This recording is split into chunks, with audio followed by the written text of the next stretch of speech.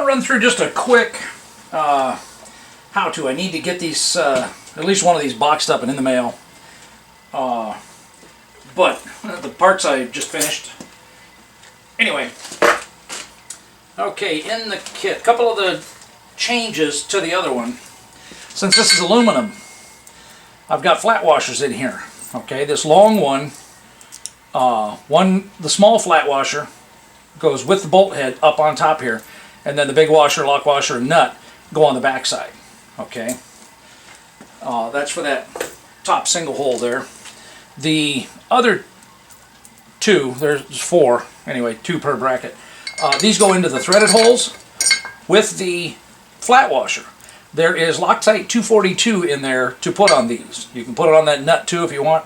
It's medium strength, so it doesn't require heat to pull back out, but it should keep it in there.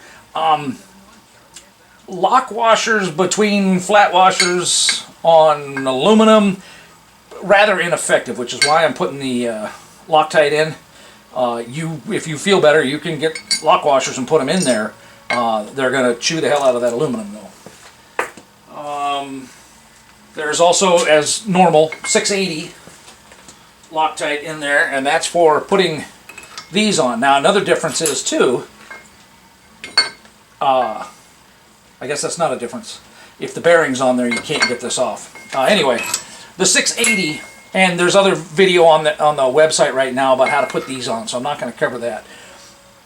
These are slightly different than the previous kit. They push it out just a tiny bit more, and that's to make sure that there's some extra clearance in here and stuff, so I could keep that face thicker. Same thing with the outers. Also, there's four of these with lock washers and flat washers. Again, those it's kind of your choice, and you can still use some of the 242. Okay, there should be enough for all the bolts in there. You can put that in. I'm missing the.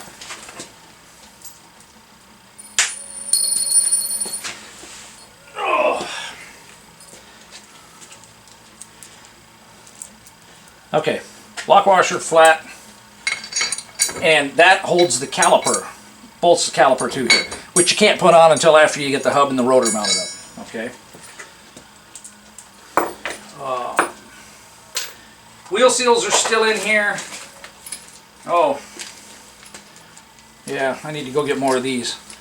Okay, so one thing I've always included, pretty much always included these. They're laser cut brackets, and they bend at the slots here around the tab that sticks out on the frame, and it's for holding the brake hose. Okay.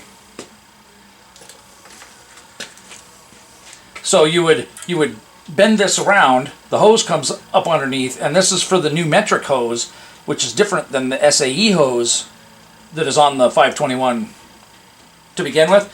This isn't needed with the 620s, but anyway, that gets bent around, and then the lock gets put in there to anchor it. Well, there's always been a problem. I couldn't get this metal thin enough, and so you had to grind it down a little bit or whatever if you decided to use them. It's actually just with this in tight enough. Well, what I did here, and I may continue to do this more, is I milled each side down a little bit extra, which should make it easier to bend around the tab. You could squeeze it with some vice grips or pliers then to get it to pinch down, and then this should fit better. Okay. Let's see here. The only other thing is always before the metal bracket, you were able to put it over here and scribe a line to get that clearance there. This is a 521. Basically, you're just going to have to do a little test fitting. I'm going to see if I can't come up with a template that will just be a PDF file to print out or a piece of paper where you could lay it on and kind of line up the holes and mark it. But the reality is basically you want to come from the edge of this boss here, where the kingpin mounts, come from that edge down to the point here.